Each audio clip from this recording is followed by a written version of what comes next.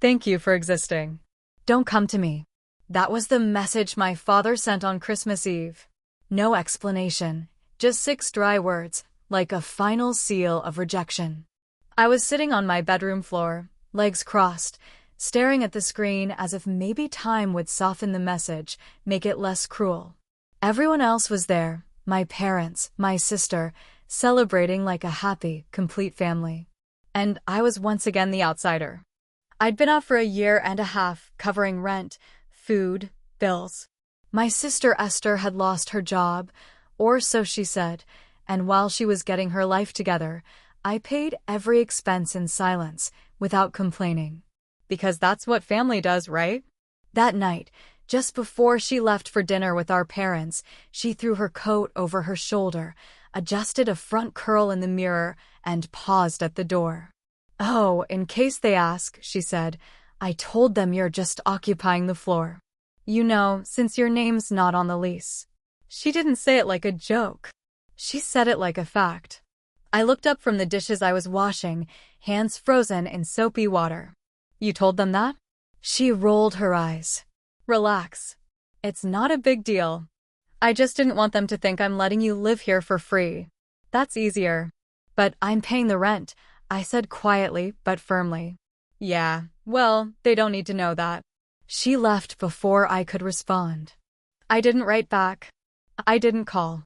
I didn't try to explain myself. Instead, I sat at the kitchen table, staring at the cheap string lights I'd put up weeks ago, wondering how many more years I'd keep doing this, paying for people who had already decided I didn't belong. At midnight, I made a decision. As the morning light filtered through the windows, I rose from my slumber and made my way to the hallway closet. With a gentle tug, I opened its doors and retrieved the trusty toolbox that lay within. With determination in my heart, I set about the task of changing the locks, ready to embrace the new chapter that awaited.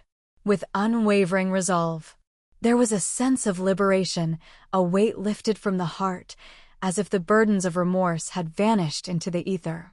As I reclined once more, a gentle serenity enveloped the apartment, making it feel as though it had shed its burdens, becoming lighter and more tranquil.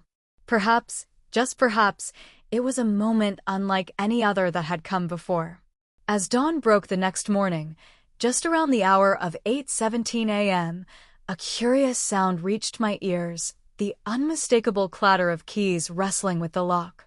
A click echoed through the stillness, followed by a muttered curse and then another click, as if the door itself was reluctant to yield. And then, a relentless pounding echoed through the air. Clenched hands, ready to strike. And then, a hush fell over the land. With a heavy heart, I stood before the door, yet I chose not to turn the handle. Yet, amidst my departure, I left behind a small mystery, 2 boxes adorned like gifts, sitting quietly on the doormat, waiting to be discovered.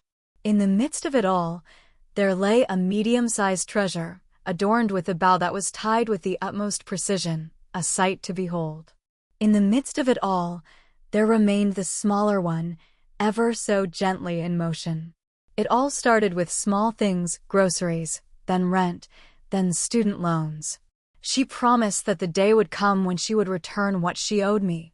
As the door swung shut behind her, the weight of her latest dismissal hung in the air, and I chose silence over inquiry. In a time of sacrifice, I found myself taking on extra shifts, parting ways with my old laptop and setting aside the joys of travel, hobbies, and even the pursuit of romance. In the depths of my mind, I wove a tale of reassurance, believing that this moment was but a fleeting shadow, destined to pass. In the heart of brotherly love, there lay a promise to help my sister navigate the turbulent waters of life, for that is the duty of a good brother. Yet what was once fleeting began to weave itself into the fabric of everyday life. What once flowed like a gentle stream of habit has now transformed into a heavy burden of duty. From the weight of duty emerged a profound stillness. What words can one find for a soul who allows you to shoulder the weight of their expenses, only to whisper to your family that you are merely a guest in their abode? It was a whisper in the wind, a shadow lurking just beyond the horizon, and yet I failed to heed the signs that danced before my eyes. I should have seen it coming. Esther possessed a remarkable gift for weaving words into enchanting tales. She had a remarkable talent for bending the truth, skillfully transforming herself into the victim while casting me as the source of the trouble. In her youthful days, tears flowed like a river, a clever tool she wielded to escape the clutches of consequence. In her adulthood, she wept, seeking to drain the contents of every wallet in her reach, particularly those of our dear parents. In their eyes, she was a whirlwind of creativity, a touch unruly, yet undeniably filled with warmth and kindness. In that moment, I found myself wrapped in a cloak of seriousness, my demeanor as frigid as the winter's breath. Yet one transforms into a frigid shadow when love is laced with strings attached. Months have passed since I last attended those family dinners, not for lack of desire to see them, but rather because the mask I wore had become too heavy to bear. Each exchange unfolded like a carefully woven web of feelings, ensnaring the unsuspecting in its intricate design. In the midst of life's swirling chaos, you stand as the unwavering rock, the anchor that holds steady against the tempest. In the midst of life's trials, she finds herself navigating a particularly stormy sea. Her spirit is as fragile as the finest porcelain, a gentle essence that captivates all who encounter it. Why must you always choose the path of challenge? The truth, a treasure sought by many, yet often elusive, like a whisper carried away by the wind. Once upon a time, there was a weary soul, burdened by the weight of the day. Weary of bearing the burden of expenses for all. Worn out from carrying the weight of adulthood, while surrounded by those who seemed to dance in the carefree shadows of youth.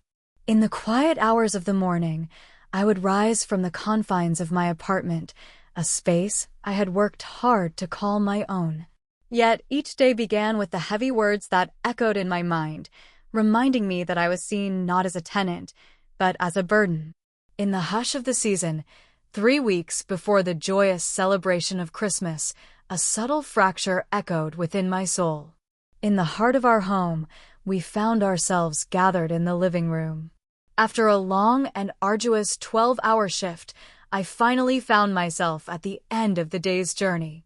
With a sense of anticipation, I gathered a feast for us both and set it upon the table, ready for our shared moment. Esther remained engrossed in her phone, her gaze fixed and unwavering, as if the world around her had faded into a distant whisper. "Could you send me a bison for dinner?" she asked, her tone as casual as a gentle breeze on a warm summer's day. As I stood there, my eyelids fluttered for a brief moment. "Are you referring to the dinner I just purchased using my card?" The tale of my treasure, you ask? A story woven with the threads of fortune and fate. What has kept you from paying your rent for the past 3 months? With a casual shrug, her thumbs danced across the screen, lost in a world of their own. But it was you who made that choice, wasn't it? It was not a request I made of you. All year long, your questions have lingered in the air, and at last, I turned to meet her gaze, the moment heavy with unspoken words. No one held a gun to your head. In that moment, a profound understanding dawned upon me. In her heart, guilt was a stranger, never once crossing her mind. She was not turning to me in her hour of need. She wove her intentions around me, for I had unwittingly given her the threads to do so. As the days turned into a week, I found myself gazing upon the credit card statement that had arrived, revealing its secrets. It belonged to her, not to me. Or what was destined to be hers? What is the dilemma that lies before us? In the tale of my life, there existed an account, one that bore my name as its own. Perched on the edge of my bed, my heart raced as I gazed at the balance before me, 638.72 euros, a figure that held the weight of possibility and uncertainty. Acquisitions from Primer. In the bustling realm of the media market, where stories intertwine and narratives unfold, a vibrant tapestry of voices and visions emerges, each vying for attention in the grand theater of public discourse. Once upon a time, in a bustling marketplace, there stood a grand establishment known as El Corte Inglés. Once upon a time, there existed a serene sanctuary known as a spa. Once upon a time, a reservation was made for a tattoo, a mark of artistry waiting to be etched into the skin. Once upon a time, I picked up the phone and reached out to the company. It was revealed that the door had been unlocked using my identification and my electronic correspondence. In a twist of fate, she had taken on my very essence, weaving herself into the fabric of my existence. In that moment, I chose not to face her. In the beginning, it was not so. As I sat there, my eyes were drawn to the unfolding scene before me, followed closely, captured glimpses of the moment. As she strolled through the apartment, her new boots clicked softly against the floor, a rhythmic accompaniment to her laughter that danced through the air. With an Apple Watch gleaming on her wrist, she was lost in a world of joy, chatting animatedly on FaceTime with her friends, their voices weaving a tapestry of connection and delight. He called me his idiot brother, completely unaware that I stood just a few feet away, listening to every word. As the final days of the year draw near, I have resolved to bide my time until the dawn of New Year's arrives. Perhaps it shall be in the month of February. Allow the layers to accumulate, each moment adding to the tapestry of your experience.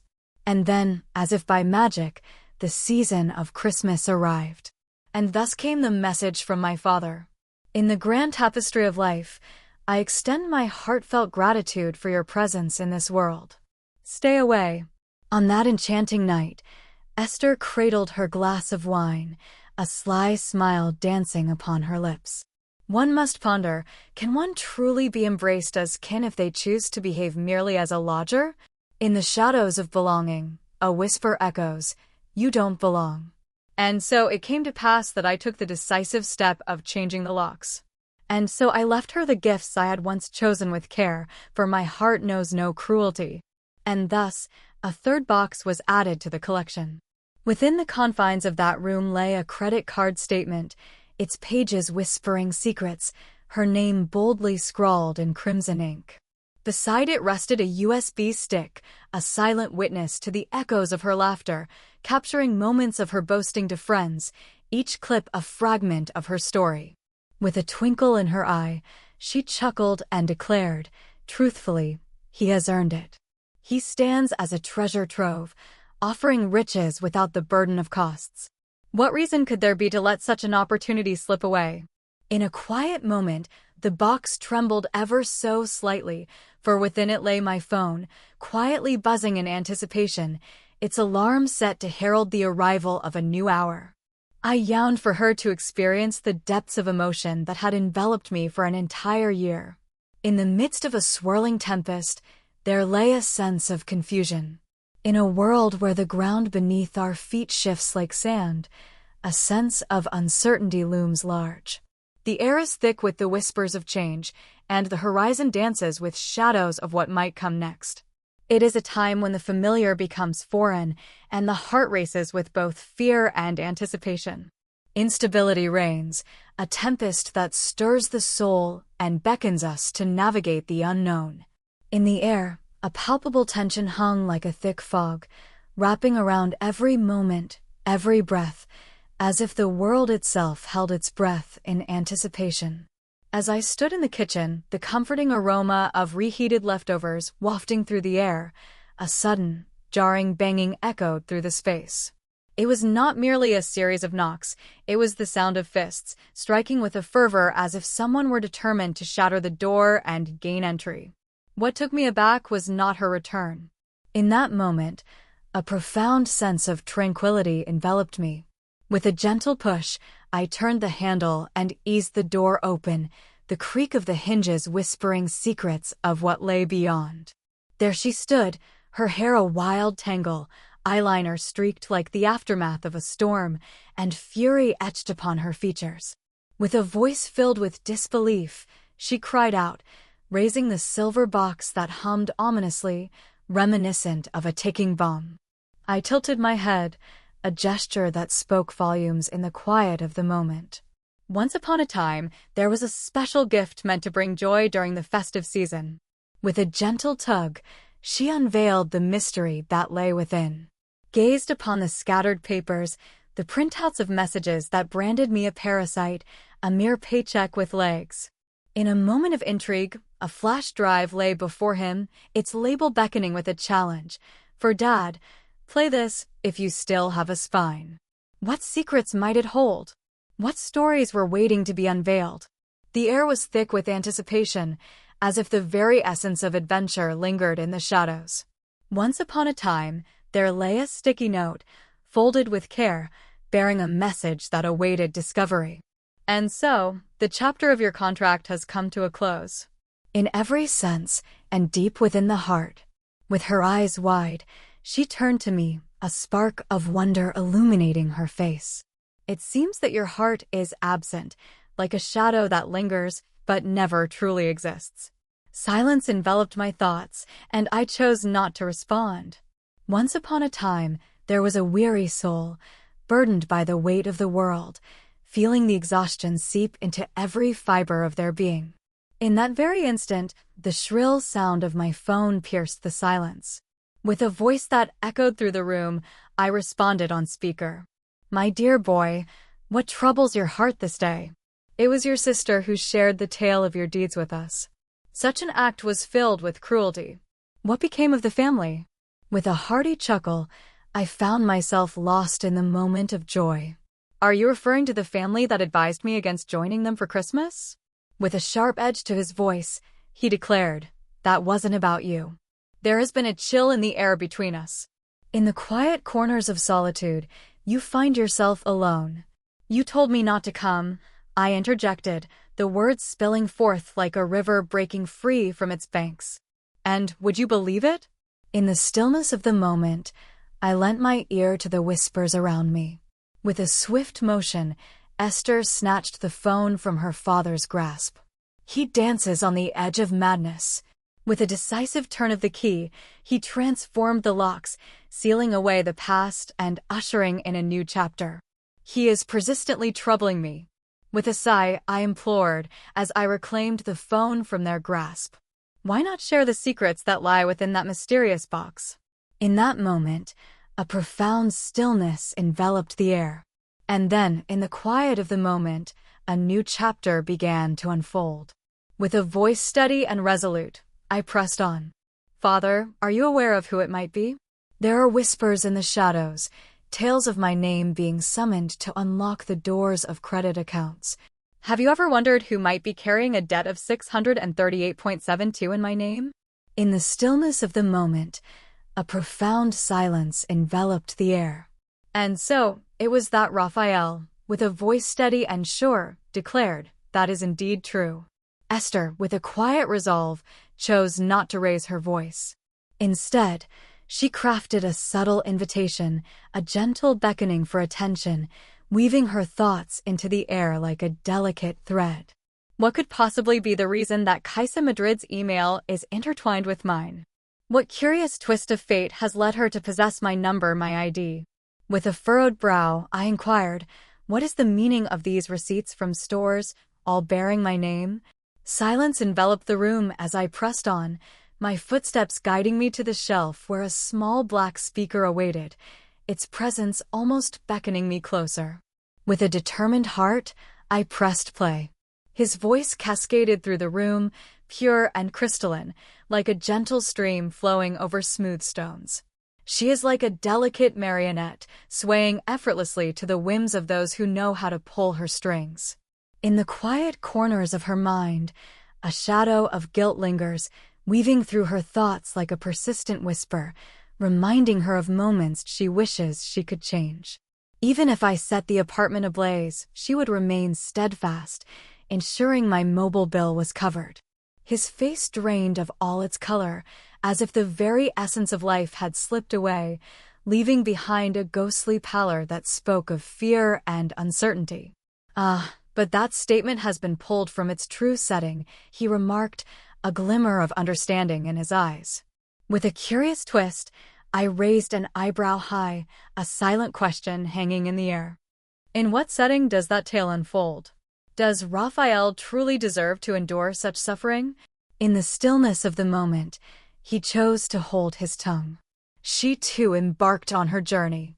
In that moment, time seemed to pause and the entire world held its breath. And then, as if the world held its breath, a gentle knock echoed through the stillness. With a sense of surprise, I turned the handle and pushed the door open. In that moment, there stood Veronica, and just behind her, the shadow of Tomas, the one who once held Esther's heart. "Esther," Tomas began, his voice quivering with intensity. "I need to talk to you," he said, their words laced with a fervor that was not born of fear, but of a deep, simmering rage. With a piercing gaze fixed upon me, he revealed, "I have just discovered that someone has been using my name as well. In the previous month, 2 online orders were placed, and a hotel was secured for a stay. Today, a voice echoed my name, summoning me to receive what was rightfully mine." With a gentle turn, he faced Esther. "It was you, the one who danced through the shadows of my thoughts." She parted her lips, a moment of hesitation hanging in the air, before sealing them once more. And so, the doors swung open once more. What could possibly compel me to take such a step?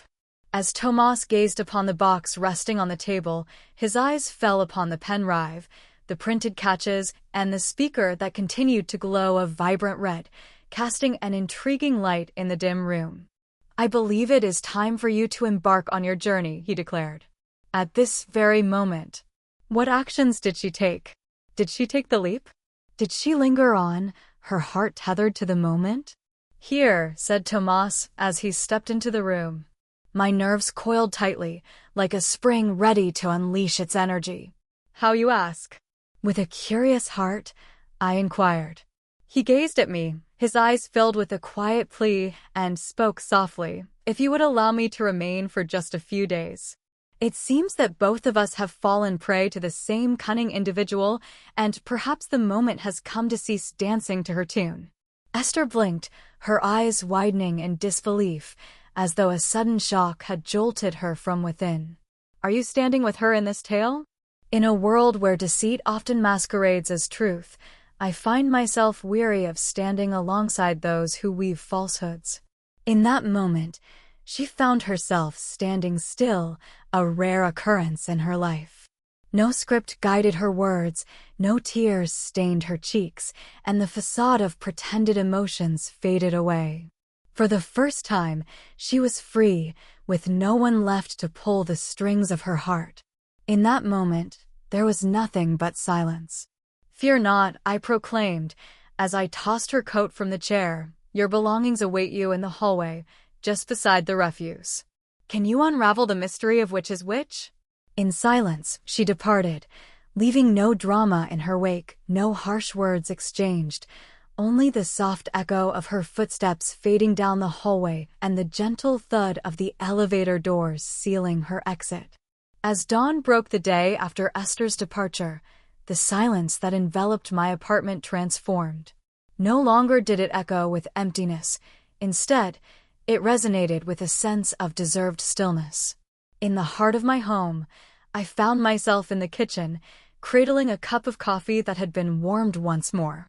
As I gazed into the depths of the mug, I marveled at the steam that danced upward in gentle, swirling patterns. In the depths of my heart, I yearned for that familiar weight of guilt, perhaps even a twinge of regret. Yet, in that moment, there was naught but silence.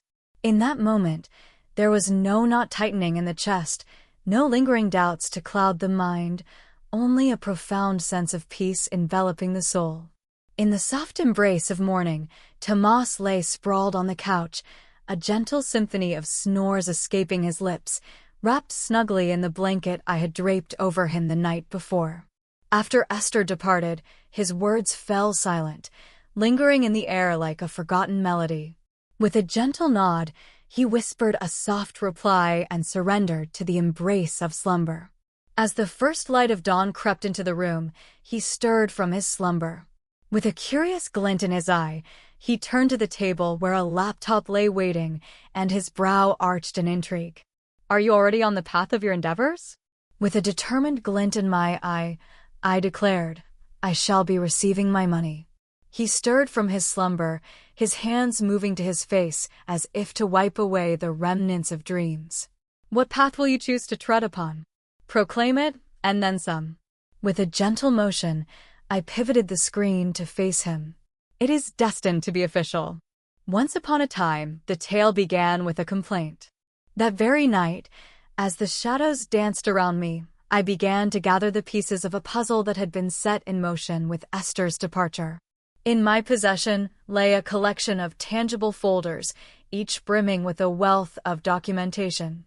Within their confines were bank statement screenshots, meticulous records of logins by IP, detailed account histories, and receipts chronicling every purchase made in my name.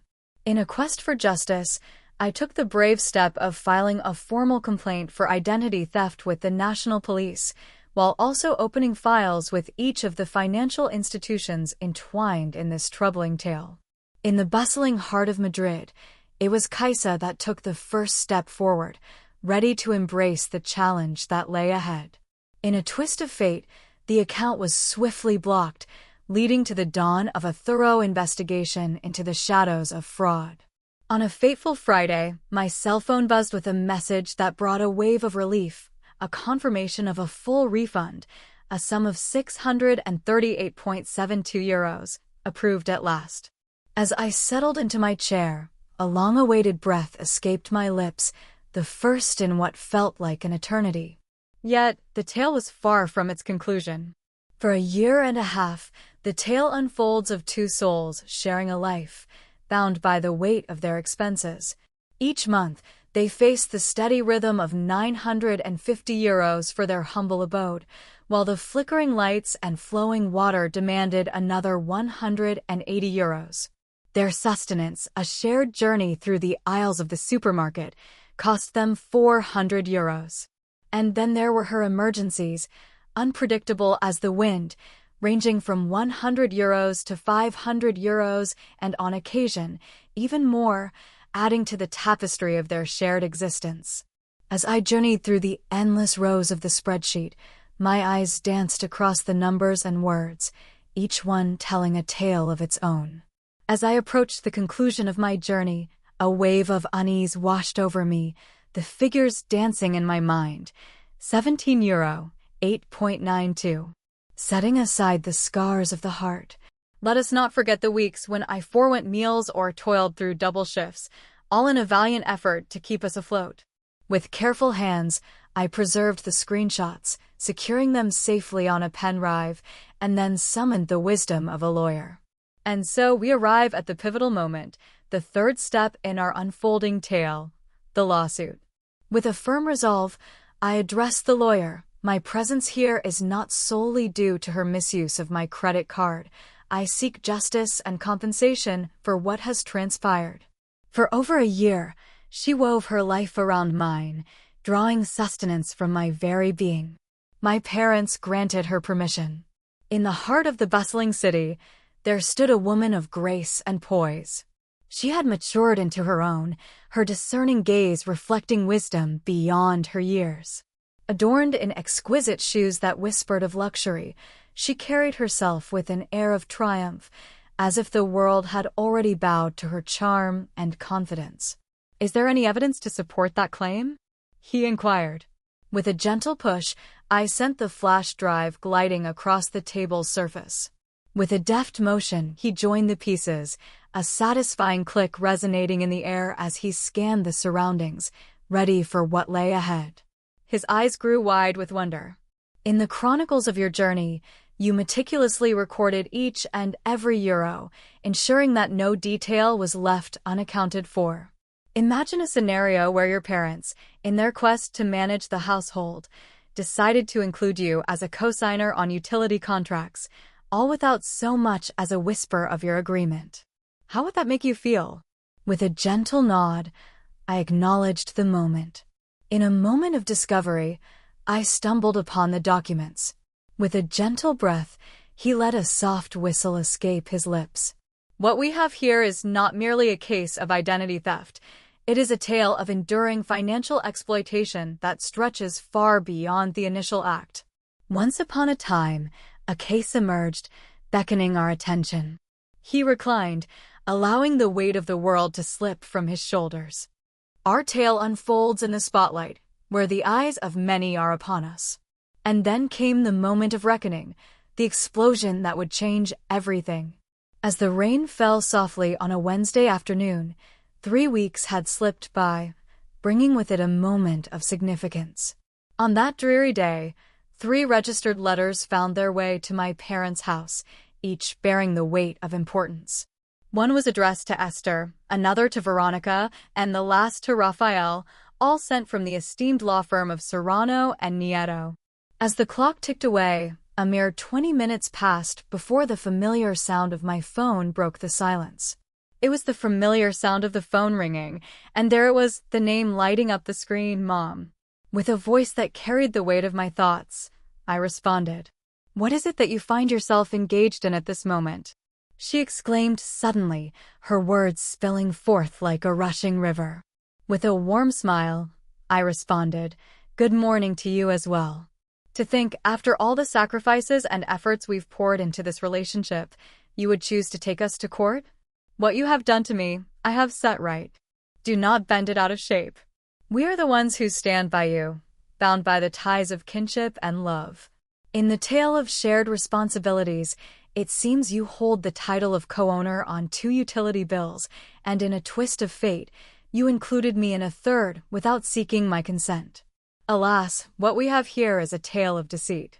It was merely a collection of papers, a mundane task that seemed to hold little significance.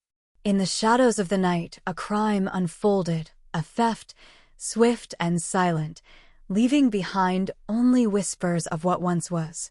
It seems you might be painting a picture that's a bit larger than life. Once upon a time, you whispered to me that I should not make my way to you for Christmas.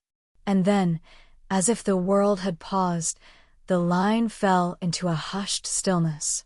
Then her voice lowered, taking on a softer hue. In the days of your need, we opened our hearts and our home to you, nurturing you as you grew. All the expenses fell upon my shoulders. In the grand tapestry of life, I found myself not as a mere guest, but as the one who offered the feast, the provider of warmth and sustenance. And so we arrive at the 5th step, where an ally awaits. On the 3rd day hence, the familiar sound of my grandmother's voice reached me through the phone. Months had slipped by without a word from her, ever since that fateful day when Esther had spoken those cutting words, "Amelia is weary of your dramas. Do not reach out to her again." Yet, in that moment, her voice resonated with a newfound strength. "I've laid my eyes upon the lawsuit," she declared. And there before me lay the bank statements, revealing their secrets.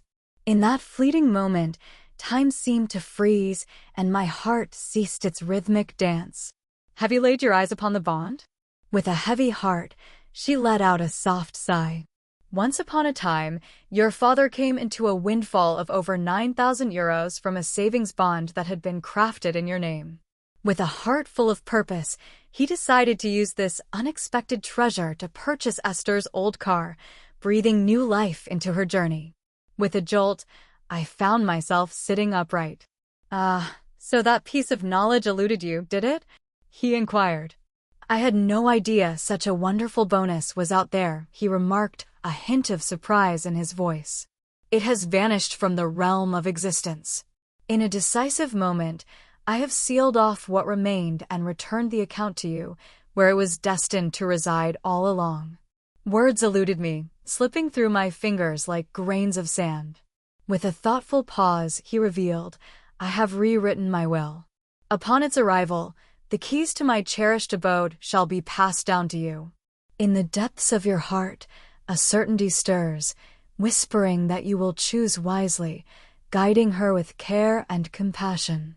As I stood there, my eyes fluttered shut for a brief moment, only to open again in wonder. "Oh, Emily, what could have led you to this moment?" With a curious heart, I inquired. "For you see," she began, "you are the sole soul who ever sought nothing in return, and the only one who held on to the evidence of it all. As Esther stepped into the courtroom, a palpable tension filled the air. She wore simple attire, reminiscent of someone preparing for an audition, her presence commanding attention. In the dim light of the evening, Veronica donned a cloak of black, a shadow that seemed to envelop her. Meanwhile, Raphael, lost in his own thoughts, avoided my gaze entirely, as if the weight of the world lay heavy upon him.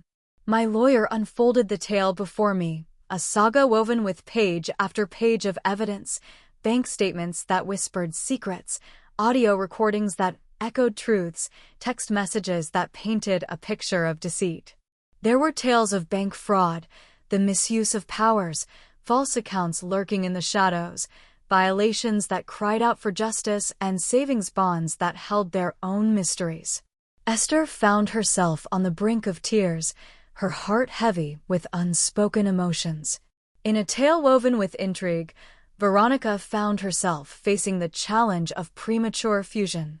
Raphael appeared weary, his spirit weighed down, yet the judge stood resolute, untouched by fatigue. Once upon a time, a curious tale emerged, whispering through the corridors of trust and family bonds. It spoke of a mother who discovered that her son's name had been inscribed in the sacred scrolls of financial documents, yet she had not given her blessing for such a deed. The question lingered in the air, echoing with uncertainty. Is it true that this act was carried out without her consent? I inquired of my mother. You see, it was all about family, dear lady. What say you, a simple yes or a resolute no? In the stillness, a profound silence enveloped the world, wrapping it in a gentle embrace. Indeed, at long last, the verdict emerged from the shadows, a soft murmur revealing the sum of 13,000 euros. In a tale of justice, there arose a demand for compensation, the erasure of all debts that had burdened the innocent, the covering of deceitful legal expenses, and a solemn warning regarding the shadows of their past. In the quiet aftermath, 2 weeks had slipped by when I found myself holding a handwritten letter, its origins a mystery, for it bore no return address. In an instant, the familiar strokes of Esther's handwriting leapt out at me, evoking memories of her unique touch on the page. Are you filled with joy now? It was written there. Your message has been clearly conveyed. Within the confines of that cherished space, nestled and folded in half, lay a photograph of us, 2 children, innocent and joyful, seated beneath the twinkling lights of a Christmas tree. As I gazed upon our faces, I noticed how she held on to me, as though I were the sole anchor in her tumultuous sea, the one thing that kept her steady amidst the chaos. With a pen in hand, I inscribed a solitary line on the back, "As you let go first," and then I set the photo ablaze. It is a fascinating thing, the way silence envelopes you when you have truly earned it. 3 moons had passed since the court's decree, and in that time, silence enveloped me like a thick fog. Not a whisper from my parents reached my ears, no messages, no calls, not even the simple gesture of a birthday card to mark the day of my birth. And let me tell you something. In the grand tapestry of life, it unfolded as the wisest choice, a path that led to brighter horizons. No longer did I find myself in the position of needing to explain or defend my choices. They must come to realize that it is a heavy burden for your sister to bear the absence of it any longer. In the midst of chaos, you stand as the unwavering pillar, the one who brings calm to the storm. As I ventured further along the familiar floor, an enchanting realization washed over me. For the first time, it felt as though it belonged to me alone. Imagine a realm where, upon opening the fridge, you are greeted by a treasure trove of delights, each morsel belonging to you alone, untouched by another's hand. In a world where silence reigned, no voice reached out to inquire about your well-being, and no watchful eyes hovered nearby. The atmosphere was calm, untouched by the weight of unease. In that familiar room, where the same sofa cradled weary bodies and the window framed the same enchanting view, a profound stillness enveloped the air. The tranquility that lingered felt entirely fresh, as if the world outside had transformed, inviting a sense of renewal within. In the realm of mystery, where shadows dance and secrets linger, there lies a word that beckons curiosity, unknown. It whispers of untold stories and hidden truths, waiting patiently to be discovered by those brave enough to seek them out. In the realm of strength and influence, there exists a force that commands attention and respect. What, pray tell, is the price to be paid? There are moments when folks inquire, wasn't it a challenge? Was it not a harsh fate to sever ties with all your kin? And so, my response remains unchanged. It was essential. For countless years, I found myself diminishing, molding into their expectations, wearing a smile even as their words cut deep. I penned checks instead of drawing boundaries, allowing them to label me selfish for withholding what I had, while they offered me nothing but a heavy burden of blame. It was in that moment of defiance, when I cast aside the mantle of the dutiful son and brother, that the true cruelty revealed itself, for I had once been the embodiment of generosity. In a moment of clarity, I beheld the truth, shining like a beacon in the darkness. To my surprise, they chose not to cast me aside. What I offered them was the very least they longed for. On a warm afternoon in the enchanting month of May, a message arrived. As I sat down to check my email, a curious message caught my eye, sent by a man whose name was unfamiliar to me. A message arrived, bearing troubling news. Your sister is not well. Once upon a time, there was a woman named Lorena, who, it seemed, was an old friend of Esther's. In the stillness of the moment, the message arrived, brief and devoid of warmth, like a winter's breath that sends shivers down the spine. Once more, she finds herself without a job, lamenting that you have cast a shadow over her existence.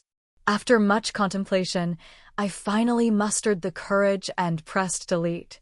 It wasn't that I lacked concern. Rather, I understood that to care does not always mean to return to the past. On a fateful day, during the last meeting, I happened upon Raphael at a Repsol gas station. Across the distance of the pump, our gazes intertwined, each searching the depths of the other's soul. He appeared aged, diminished, as if he had at last exhausted all his justifications. He drew near with a deliberate pace, not fueled by rage, but rather enveloped in an unusual cloak of shame. You look good, he remarked, a glimmer of admiration in his eyes. As he cast his gaze downward, a shadow of contemplation crossed his face. Your mother still carries that fire within her, does she not? In that moment, I found myself enveloped in a profound stillness. He proclaimed, while she echoed, that you had cast a shadow over the joy of Christmas.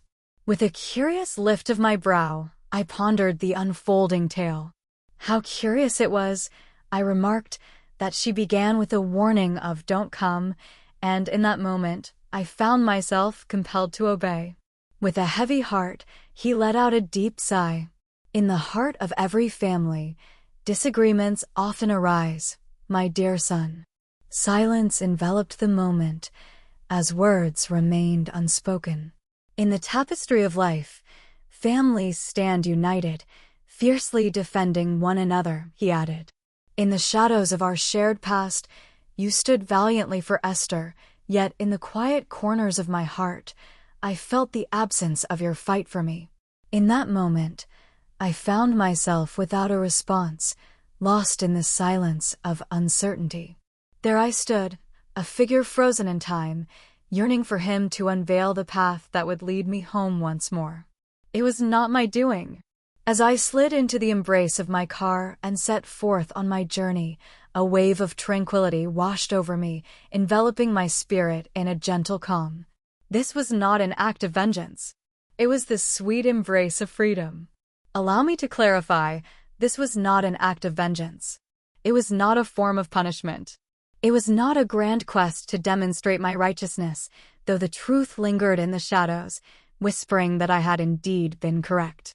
Once upon a time, there came a moment that whispered of release and freedom.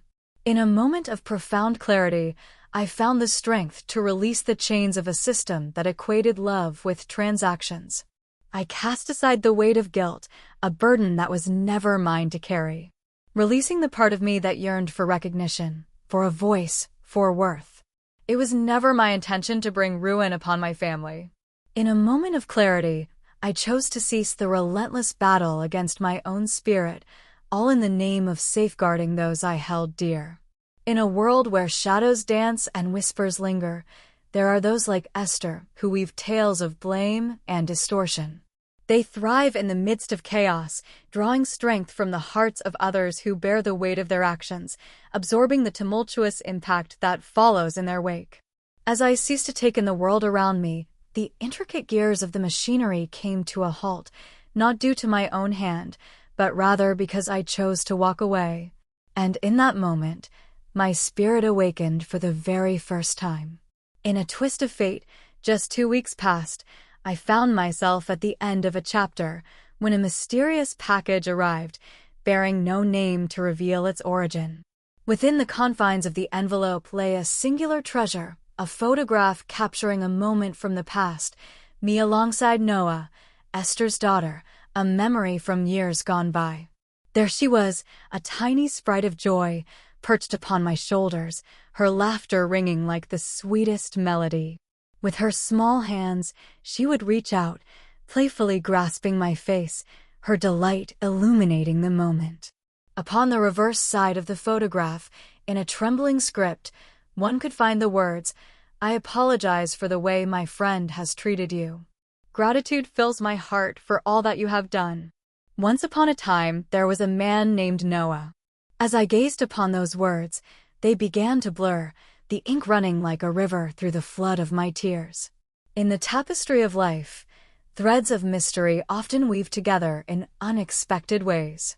How she came to possess my address remains a riddle, perhaps whispered by my grandmother or nudged by the hands of fate. Yet, that note, oh that note, transformed everything into a treasure beyond measure. In the quiet confines of my drawer lies a photo, not merely a relic of days gone by, but a beacon of a profound truth.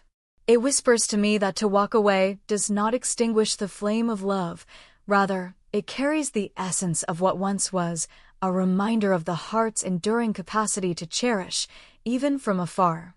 It signifies the beginning of a journey where you embrace the beauty within yourself. That is not the path of vengeance. That is the essence of freedom.